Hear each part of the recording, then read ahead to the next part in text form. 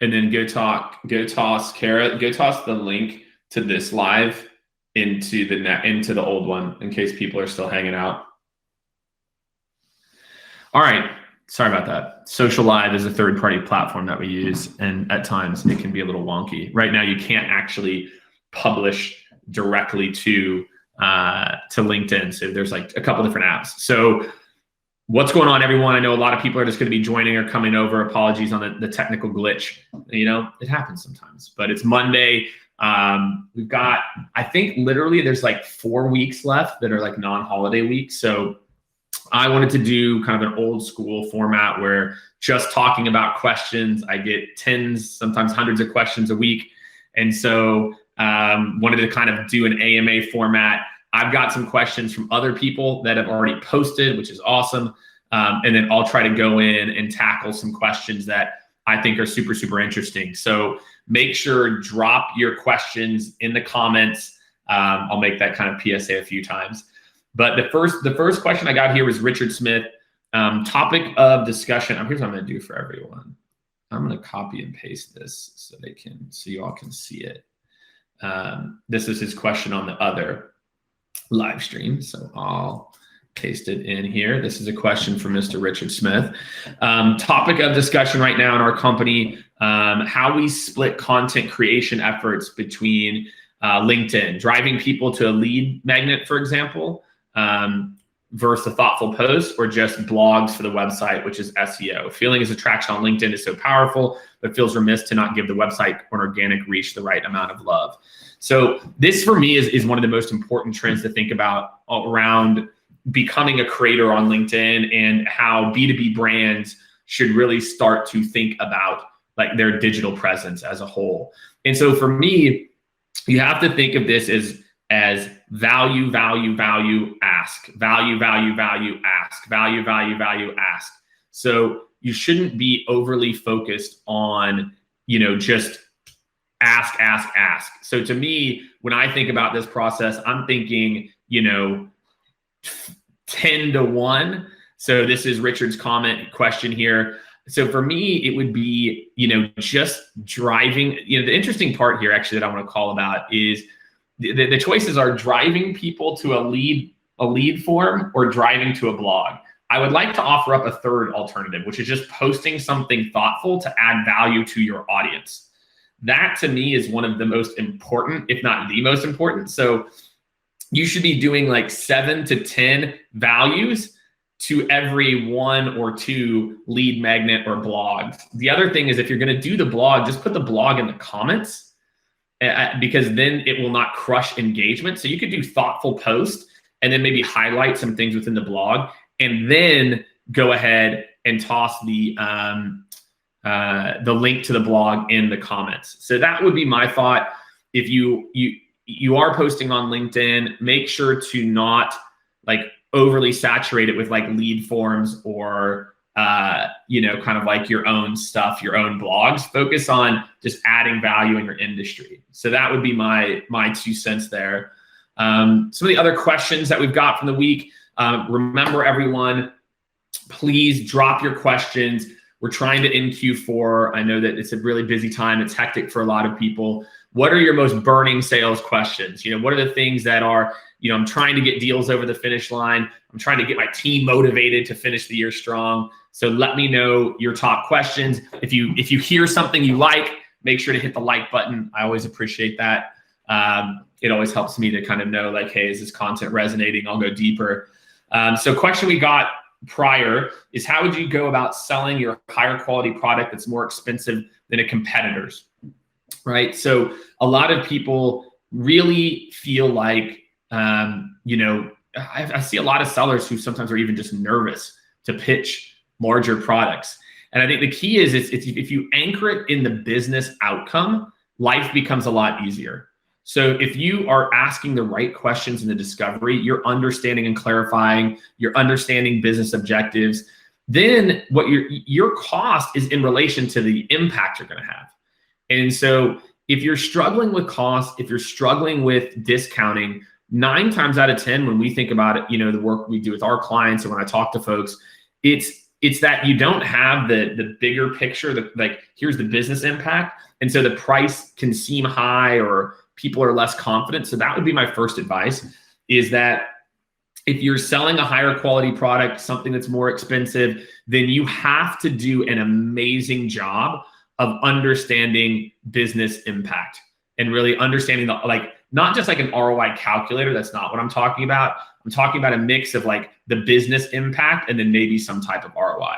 So that is my advice for all of you, is make sure that you do that. Make sure you, anytime you're doing that you help to, it'll help you to basically get more deals over the finish line. Hey, Kara, do me a favor. Will you drop the link to this in the event? So the link to this AMA. So anyone who signed up for the event. So we're starting to do something too, where we're creating an event for every Monday. So you can sign up in advance there. We'll store all the content and the questions there as well. Just kind of an area to make sure that you all know, hey, that we're going live on this thing. So next kind of question, or kind of food for thought, coming to you. Let me pull up the next one I've got here. How can you improve your presence, brand, and effectiveness on LinkedIn? So this is one I probably get more than like ever, is like, what can you actually start to do around LinkedIn? So again, everyone, as you're joining here, we got about 40 people on a Monday. Make sure drop your questions in the comments here. That way I can try to dive into those more frequently. No, Kara, I was saying drop the live link into the event invite, right? So go back and copy this and put it in the event, and that'll be helpful for anyone who's like on the event and like, hey, where's the link? So let's talk about how to think about your brand and to have like ways to improve it, or ways to even think about this. So the first thing I would think about is your profile. What you want to try to do is think about your profile should be a place that I can go and it's going to add value. That when I go to your profile, I'm learning. You're sharing relevant insights. It's not just an advertisement 24/7. So that would be my first thing, is really take a look at your profile and think, is this profile helping someone learn more about me? Is this profile, helping someone to, see that I'm an expert, et cetera? So step one, it all starts with your profile. Step two would be the type of content you're sharing. And so I think Christine put a question in here too. Should I create new content on my blog instead of copying the articles I treasure and originally wrote on LinkedIn? So if we talk about content creation here, is one, you should be sharing thoughts, right? You should be sharing like original insights. And then I'm a big fan, like if you have a blog post, you have things that you've used before, absolutely. But, I would toss it in the comments, and say like, hey, here's what you should think about. If you want to go deeper, check this out. But candidly, text only posts are really over indexing on LinkedIn. So for me, I would almost summarize some of your posts and just put it in the post and not even put it to link back. That's what we do a lot of, right? We do a lot of just summarizing a post and not even necessarily doing a link back, because people just, nobody's trying to read blogs anymore. I don't know. Of course you all read them, and I post almost one article a week natively on LinkedIn, and then we repost it on the blog, a version of it. But, there's a reason that we're focusing on putting out 20, 30 pieces of content across social platforms every day, as opposed to writing a blog post every day. And it's because of where people's, attention has went to. So for me, I'm always thinking about what are people interacting with, and the stats will tell you. So if you're trying to increase your, outcomes on digital and on LinkedIn, profile, when I come to your profile, do I see someone who looks like an expert or not? To the type of content you're sharing, add more value than focusing on SEO or any of that. That's not the goal. The goal, sure, you get some SEO juice out of it, but are you hurting your audience because of it? And that's how you should be thinking about that. So for me, I don't think there's anything wrong with kind of cross-pollinating your blog posts and your LinkedIn articles. I've got no problem with that. I've got a bigger problem with, don't just share your own content. Share, look, if I only shared scaled content, you get real sick of this shit real quick, right? If all you ever saw from me was like, Scaled, look at what we did. Like, that's not how you build audience. You don't build people to want to engage with you if you're constantly talking about yourself. So that's my 2 cents there. So Joe Wild, what's up, Joe? Happy Monday. I don't know what part of the world you're in. Hey, Jake, how can you build urgency in a sales process when the product is an event that might be anywhere up to a year away? I like that. I like that question a lot. The key for me is the compelling event and what you do to work it backward. So I'll just go through a scenario, Joe. I don't even know if this resonates or not, but I'm just going to take a stab at it. So let's say you're selling an event or a product that's not going to go live until August. I'm going to say August of next year, which we could not be further away from. You have to try to work back the compelling event, meaning what is the thing why would I have to buy now?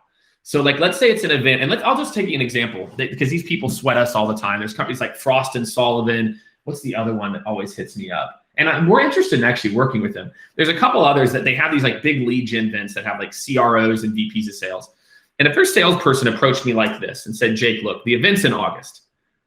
In order to make this event successful, there are 3 key things that go into a successful event. 1, us doing our job to make sure we get the right people there. That process starts for us in May. We've got you covered there. The other 2 things that are going to make this a success is planning in advance. So making sure that you have the right people who are available for this at the right time, and that we're spending the couple of weeks and months leading up to this, making sure that you're going to get 10x the number of appointments that we're going to guarantee. But in order to do that, we have to move forward in January. So then that way we can use the rest of Q1 to do this. Then in May, we can start to plan the itinerary of who's going to be there. Maybe if you guys want to do an event around it. So then that way by June, everything is baked and you guys are ready to attend. So Joe, that's my advice to you, is that you've got to start to create the logical things that need to happen for this event to be successful for me. And I think too often it's like you're only relying on a discount, where a discount could be a part of it. But instead, I really try to focus on, what's in it for me. So that would be my take. So great question, Joe. I hope that helps. It always comes back to, working it back from some type of like, whether it's a compelling event or whether it's, like a very specific reason. So, all right, next question. This is great. I love this. This really is my favorite format. Like there's, from being in sales for 15, 16 years, from working with hundreds of companies, I love this shit. This is like my favorite thing. It's just answering questions, talking to all of you. I really, really appreciate everyone taking the time to attend today. It means a lot to me that, you're carving out an hour here to just, say what's up and tune in. So I appreciate all of you as well too. And keep the questions coming. Kara, I love the new graphic, by the way. Then I don't have to constantly say it. As Kara knows, I also like likes and the little heart emoji sometimes too. It makes me feel good about myself. So Krista Crane, what's going on, Krista? So Krista is someone I have a lot of respect for out of Atlanta. Krista has kind of ventured into her own world too. So I've got a lot of respect. Hope you're doing fantastic. Sales and marketing, obviously working closely together for revenue projections. Any best practices on how you handle this at scale? Always looking for new ideas. So the concept of sales and marketing alignment, I don't know what's going to happen. And maybe this is like some hallucination, but I think eventually maybe the departments merge and we just stop talking about it separately. So, but that might be too idealistic for 2020 and your 2020 planning. So I will tell you that how we think about it at Scale and we work with clients is that I think of marketing. Marketing's got a few very distinct jobs. One of those jobs is brand, which is PR, brand recognition, all the things that go that you might not tie directly to leads. And so whatever your marketing department's working on, you got to take whatever % of that is for your business and put it over here. That your marketing department should have 20, 30% of their time. For us, it's a little bit higher because we are professional services. And so brand and reputation have a massive, impact for us. So, let's say it's X%. You kind of put that in a box, right? So therefore, I'm going to pay my marketing team a slightly higher base, or maybe have some incentives around PR mentions, et cetera, that's dedicated to here, that has nothing to do with sales, right? That is like B2B sales, right? Sure, is there some indirect whatever, but I want marketing folks saying, hey, I value brand. I think it's important. And so I want you to spend 30% of your time doing that. Great. So that's that. The other 70%, for me, Krista, is I am a big fan of marketing then having maybe two goals, but highly weighting toward another. And that the main goal, that the rest of it is focusing on revenue impact. And I'm not, like we pay attention to marketing qualified leads. Like we did an event, for example, the dinner series, and we're starting to do this now. I think in Q1, we're going to try it once a month. We had I think 45 people RSVP. We had about 20 show up. Great. Big companies in New York.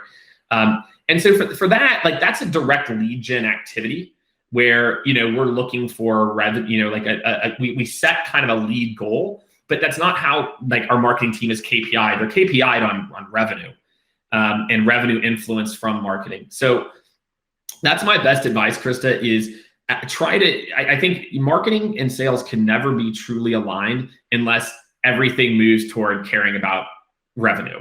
And it's not that there won't be other activities that marketing is going to need to do to eventually get there, but that's on ahead of marketing to really appreciate that that's what needs to happen, as opposed to focusing on MQLs. I feel like it is a very old school way to say that marketing should be primarily comped on MQLs. I just don't like it anymore because marketing is doing so many things to influence.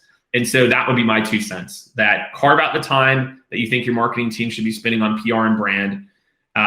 It's not that you shouldn't have lead goals, whatever, but on the KPI side, I'm a much, much bigger fan of revenue. So that's my take on that. And that's how we think about it at Skaled. Adam Curtis, what's going on from Wallingford, UK? Hello. My son, you'll appreciate this, Adam. My son, they did a contest. He's 5 years old, and they did a contest at his school. I like to do impressions. I'm really bad at them. And a British impression is also another one that he does. And he won in his 5th grade class, best British accent. And it was when you hear a 5-year-old go, "Hello, love," it's the funniest shit you've ever seen. So there's just a little, something for you there. Completely unrelated. Can you ever put out too much content? Just wondering the risks for your most valuable pieces competing with your other content. So here's the trick, Adam. Nobody knows what you never know which piece of content's going to hit. You never know. And so, what was it? Not last week, the week before, I put out a post at 9, almost 9 o'clock Central about airport traveling etiquette. And it, got hundreds and hundreds of thousands of views and, a bunch of, thousands of interactions. And I was just on an airplane and just annoyed, it's this is bullshit. People act like this on airplanes. So I wouldn't call it my best piece of content. So Adam, my point is, man, more is always better. And what I mean by that is you don't know what content's going to hit.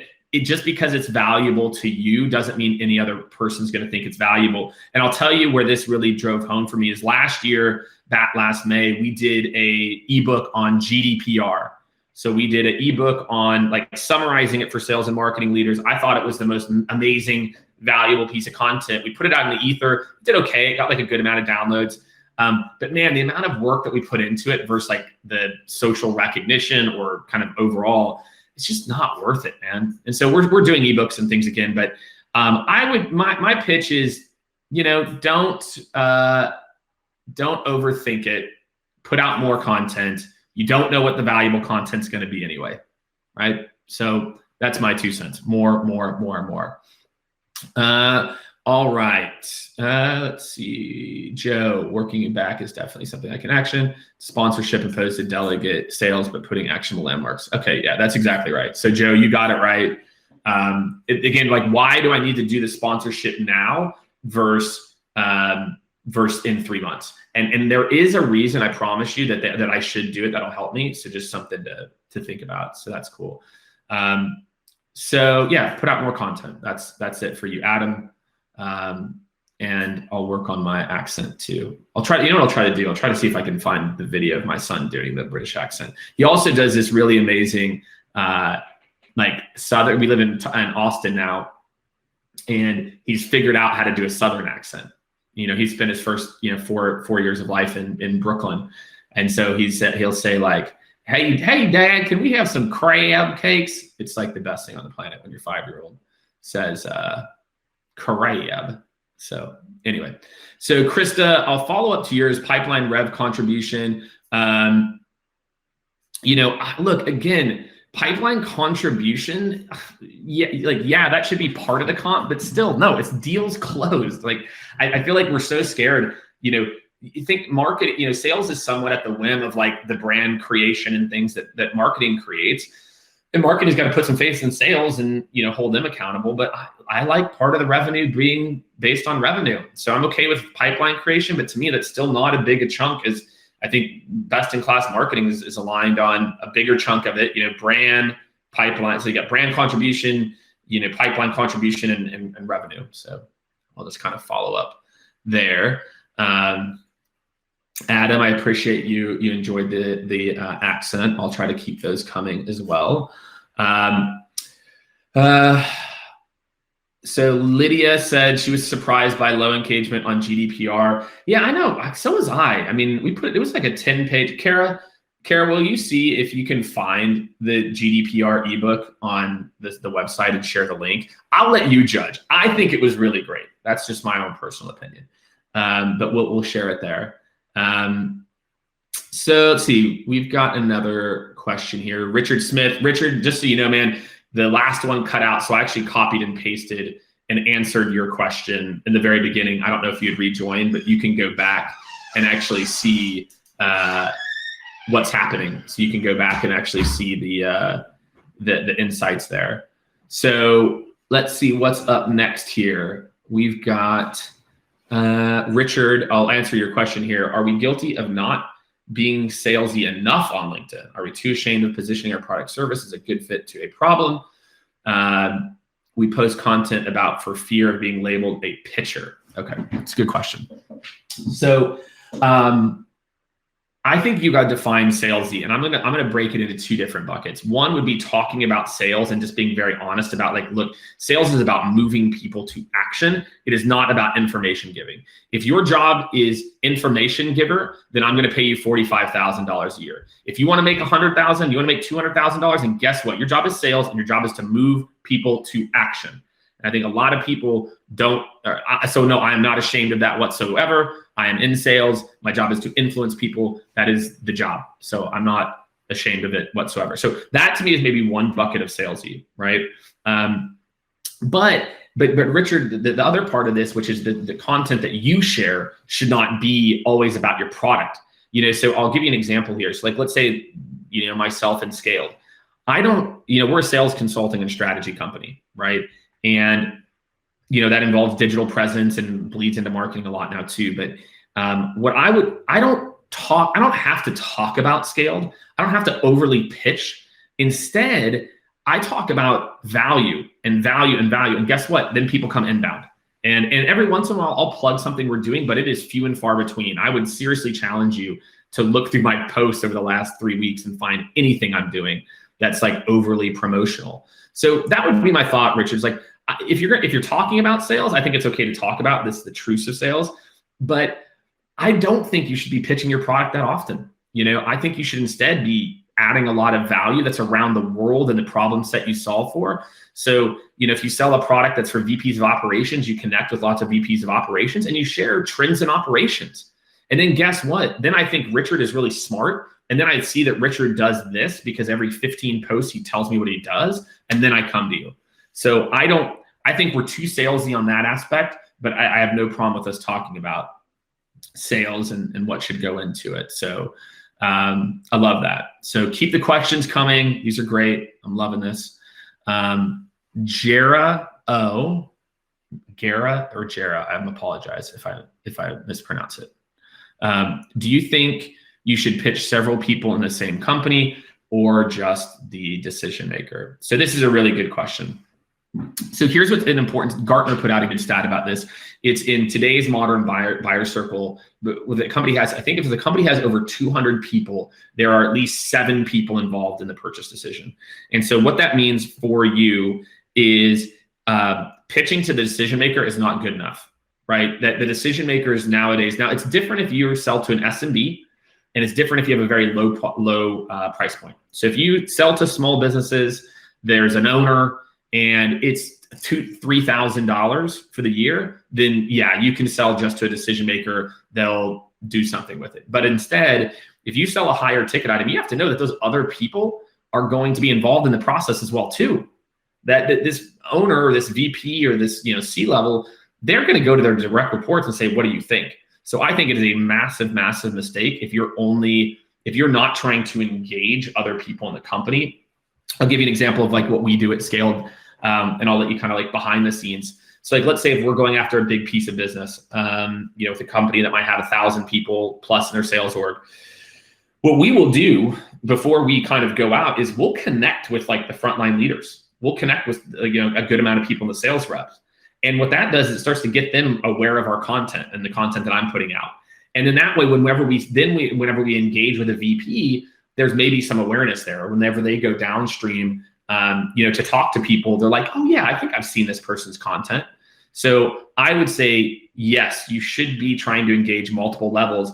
But the caveat to this is that with different value props. C-level executives, you're talking to me about business impact. I don't care how to log in. I don't care how great the product is. I don't care about any of that shit. I'm never going to have to log in. I'm never going to do any of this. So who cares, right? But the end users, they care about time savings and all this stuff. So make sure that when you're pitching a decision maker, you're talking about business impact, what that's going to have. And when you're pitching the frontline folks, you're talking about like how this is going to impact their day-to-day. So that is what I have for you. Jara, if it's Gara, I apologize in advance, but I'm pretty sure it's Jara. For some reason, I feel like I'm right with that. Okay. Oh, there you go. Kara dropped in the ebook. So check out the ebook. Like I said, my friends, it is quite amazing. All right. So we have one question I think I missed from earlier. There we go. Trenton Harmon, account executive at Lucid. What's going on, Trenton? What are some of the tactics you employ during discovery to help the prospect truly open up about their biggest pains and associated initiatives? So it's really interesting when we work with clients. Consistently, they come to us. Jake, we have a late stage funnel problem. We aren't closing enough. We have too many rebuttals, objections. But in reality, it all comes down to the discovery process. That the questions that you ask have a direct correlation to how well deals move, how quickly they move, do people ghost you, all that stuff. So I love talking about the discovery.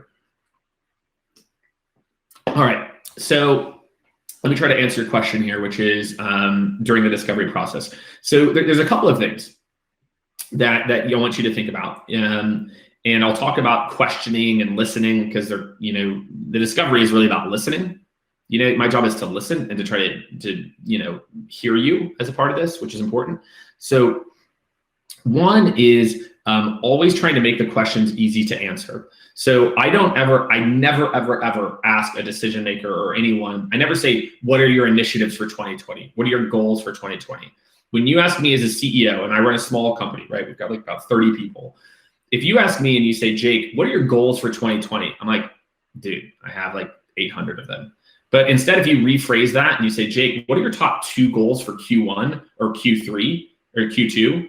That makes the question super easy to answer. Jake, what are your top 2 goals for 2020? That is an easy question to answer, right? And then, the real secret in this, Trenton, is you have to then start to drill in and get at least 2 to 3 layers deep. So like, let's say I tell you, you work at Lucid. I'm guessing you work at Lucid Chart. I'm guessing. Let me just take a look. I can pull up your profile real quick here. Trenton Harmon. Yeah, you're at Lucid Chart. Okay, cool. So you sell a chart service, right? I mean, I'm making it very basic. As a decision maker, like let's say one of my goals is, what would be something that would be interesting, that'd be relevant to you? Yeah, maybe it's like operational design or something like that. Yeah, like operational efficiency is a top priority for me. instead of, that's just a fact. And someone working at Lucid might instead think, oh, Jake's focused on operational efficiency, therefore a tool like Lucid is a great fit. Like, no, like it's a fact. I need to hire 20 salespeople, fact. I need to develop a sales playbook, fact. None of those are pains. None of those are issues. I need to understand the nuances of that. So again, you reach out to me, Trenton, Jake. Okay, so operational efficiency, great. So tell me why. Why is operational efficiency a top priority in 2020? Well, this and this happened, and this is what we're planning. Okay, great. Well, what's happening in the business to make that happen? So my advice to you, Trenton, is after every business initiative, tell me more. What happened in the business to make this a priority? You have to go 3 or 4 layers deep and then really understand what the nuances are. So if you want them to open up, just say, tell me more. Okay, well, tell me more. Like, okay, so what's happening in the business that's causing this to be your focus? Okay, and how is that different than years before? So you've got to be really curious to understand like the motivators behind the initiative and the gaps. So that's it, Trenton, is that if you literally, the discovery for dummies tip here is after every question, just ask why or tell me more 3 times and you'll infinitely have a better discovery process. So that is my advice to you, Mr. Trenton. Okay, so next up, John Rainey. I find some of my best sales relationships are from attending tech trade shows, not exhibiting, like CES, HIMSS, Collision. Do you think that is too old school, or are interpersonal relationships still important in your view? So John, no, I do not think that that is silly. I think person to person is equally, if not more important. You know, there's something about it's. Look, it's why I'm doing this. It's why we're doing why I do videos. It's why I do LinkedIn Live. There's something about the connection, and although this isn't face to face, it's like it's somewhat close. Like I wish, you know, maybe eventually they'll have like the Instagram feature where I can, you know, bring people into the conversation live too. But I think it's great, man, especially depending on like where you're at in your career or what you're trying to do. I'm still a really big fan of it. So no, I don't think it's still too old school. Now, with that being said, would I have the same focus on building my online community, or maybe like a 3-to-1 focus on building my LinkedIn network? Or yes, but I still think there's a ton of value to be had in the conferences. So I've got no problem. I think it's actually smart. I would continue to go to conferences. I think there's a ton of value to be had there. So, all right, the questions are pouring in now. I love it, love it, love it. So keep them coming. Keith has a 3-part question. Keith's a little greedy, but we'll see what I can get to here. Is there a way to access these posts after they end? How can I get one of those sweet scaled tumblers? All right. So yes, there's a way to access the posts. After this, if you go to my feed, if you go to my posts, it'll be in there. The easiest way to do it though, Keith, is just tag yourself in the comments, and then you can look at your own activity. So if you just comment your own name, it might seem silly. It actually is maybe a little easier because I do post a lot of content, but if not, you can come back and find in the post. Can you get a sweet scale tumbler? That is potentially DM me afterwards. And I'll get with Kara. I will see what we have. And sales question: where should someone start when strategizing for outbound without leads from 0? So where should you start when strategizing for outbound? Okay, so step 1 is buyer persona. And this might seem a little counterintuitive and maybe not the most, this is the most helpful answer. You might not like it though, is where I see people waste time. And I'm talking about, you know, months, quarters, years. If you don't spend time to really nail in who's your ideal buyer, you automatically start, you know, think of like right now where you're at, Keith, you've got like a whole forest ahead of you. And if you take 10 steps back, you might see like, holy crap, there's like 7 different paths here. But if instead you're like, nope, my buyers are in finance and insurance and they're VPs of operations, as opposed to they're in finance or in insurance, they have less than X employees, they're in one of these major markets, et cetera. And you actually narrow your focus when you're a smaller team. Then you're like, that way, instead of going down this one path that goes like, you know, east, and you really need to be going like north, northwest, instead of, you're going here and then you're course correcting, you kind of take your time to where you're closer directionally. So that's my advice is if you're getting started, get really specific. And we sell to VPs of operations that look like this, they have been in the role for this long, or there's other attributes. So take the time to do that. And then, and go narrow to go big. Aaron Ross talks about this in Predictable Revenue, which, some people know my thoughts on predictable revenue, but really go narrow to go big. So that's my advice. Don't try to boil the ocean. Don't try to do 800 things. Try to go very, very narrow. So that way, when I'm doing email and call outreach, it's really, really easy for me to put together very targeted messaging. I work with VPs of operations in industrial manufacturing in the Pacific Northwest, and I know that this is a challenge. We should set up time to meet about it. You see what I mean? As opposed to we work in manufacturing. So just think about it like that. Rick. LaCroix's getting a bad rap lately. I feel like LaCroix's gone out of vogue at this point, but we still have it at the house. If you don't know, this is my home office here. So if I'm not in the usual setup, that's what you're seeing here. So Rick Montanari, I think I actually got that one right. In regard to pipeline revenue contribution, I agree that it should be revenue-based, but what if you're not the person responsible for the close? Seems unaligned. Asking because my comp is tied to revenue, but I'm not involved in the closing process, at all. Hand off and cross my fingers. So I get it. I think, Rick, it takes a well-aligned organization to make this perfect. And so, that's why, again, when I talk about the contribution, I don't say it's 100% tied to revenue. I think you have to have time, things carved out for other parts where you feel like you have more control. At the end of the day, though, your department, right? And I don't know a lot about Travelers Haven and kind of the inner workings there.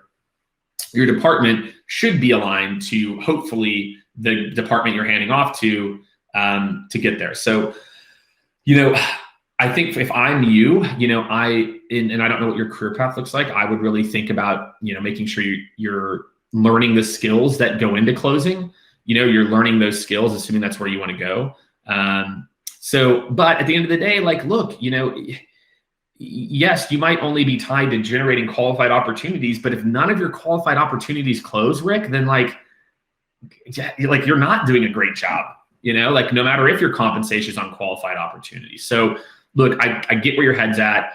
I don't think if you're not responsible, it should be 100%, but also I think you should care about if it closes or not. I'm not saying you don't, I don't know. Because at the end of the day, that's the ultimate outcome, right? So, all right, Alex C from ISG Partners. What's going on, Alex? I think we're catching up in a couple weeks, actually. For opportunities where multiple decision makers are involved in the sale, how important is it to have all the decision makers on the first or initial meeting? Is it okay to only have the DM or at a minimum heavy influencer on the call and loop in others down the road? Would love your thoughts. So from my experience, yes, it is totally fine to not have everyone on the first call. And actually, sometimes I prefer it because then I can speak to a narrower way that I can help that person or that company, as opposed to having to try to talk to operations, marketing, sales, and whoever else might be involved.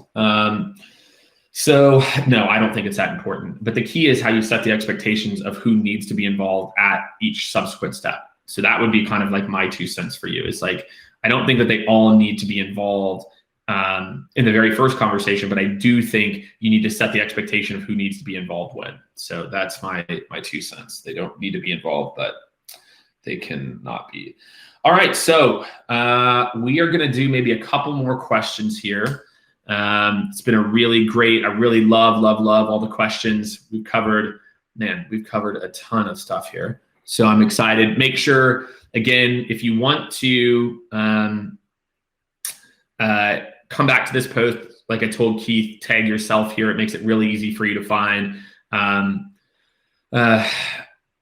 From my standpoint, this is, like I said, kind of my favorite format here. So I'm going to go to a couple more. I think I've answered a good amount of these, but let me just take a quick. Oh yeah, sorry, Kara. Yeah, you can find all the LinkedIn lives on YouTube. That's actually a better way to do it. So Kara's mad at me because Kara does such a good job of curating all that on YouTube. So I'm sorry, Kara. So, all right. So I'm going to I've got one more here from before.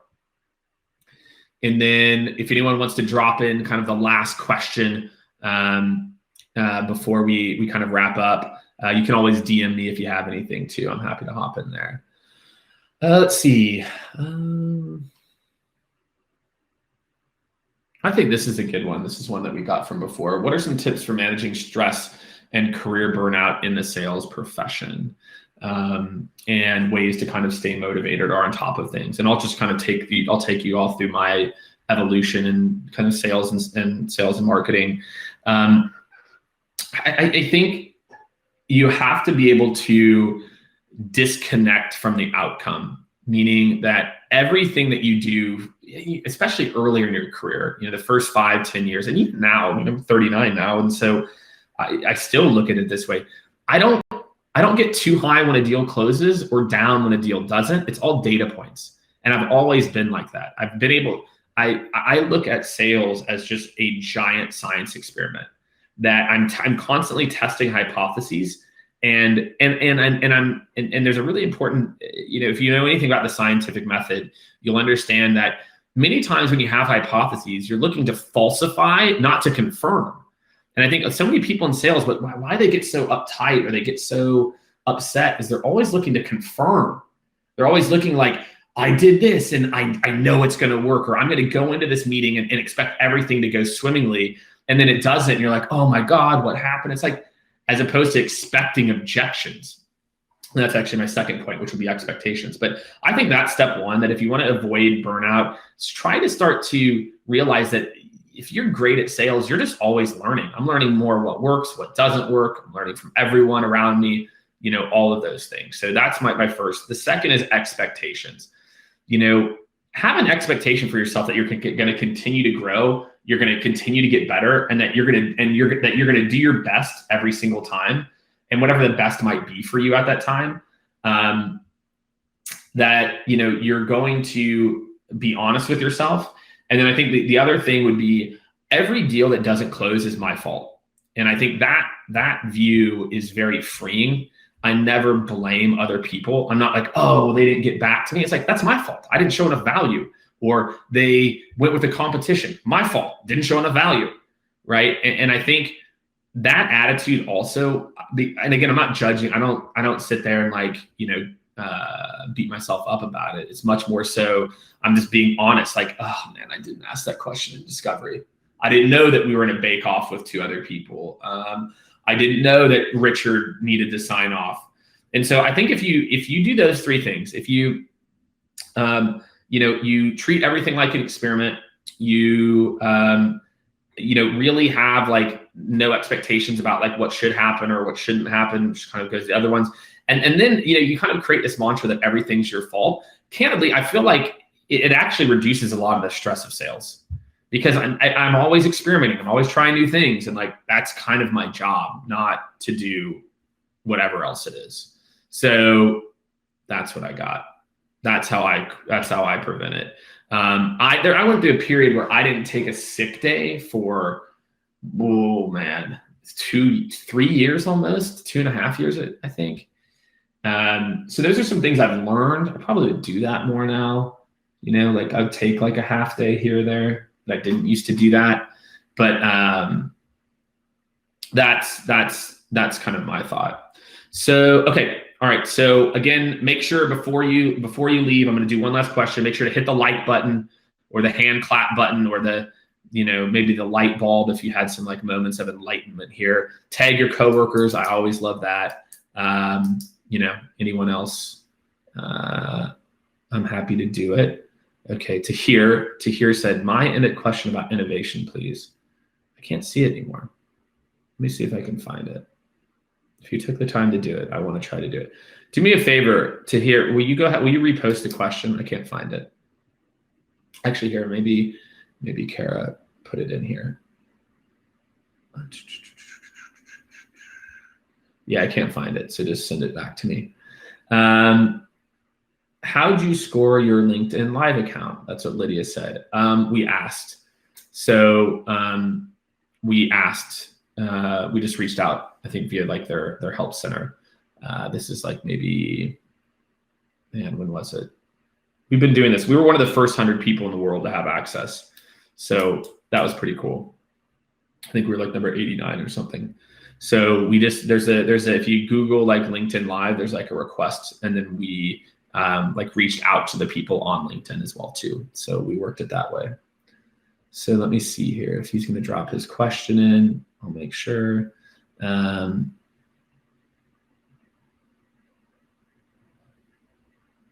If not, I'll probably just grab one other one, and you can just DM me, my man, and I'll try to get it back to you. Oh, here it is. Okay, thanks for doing this. How does selling innovation differ from typical sales when the customer may not be aware they have a problem and are definitely unaware of solutions? Okay, this is my very favorite question, and this is a good one to end on.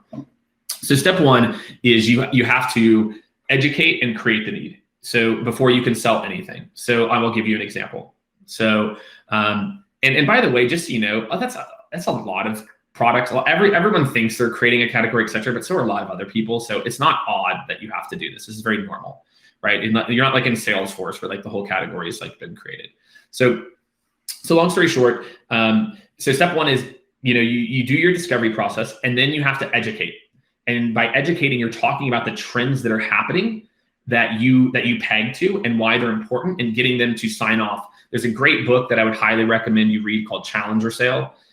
They talk about some of these concepts. I don't agree with some of the tenets of Challenger Sale, but the framework we use is we say, okay, so great. I appreciate you taking some time, Jake, to walk me through this.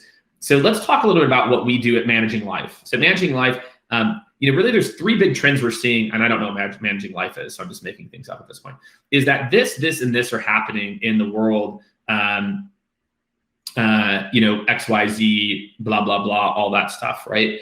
So how are you thinking about that? Well, yeah, that's a priority for us, et cetera.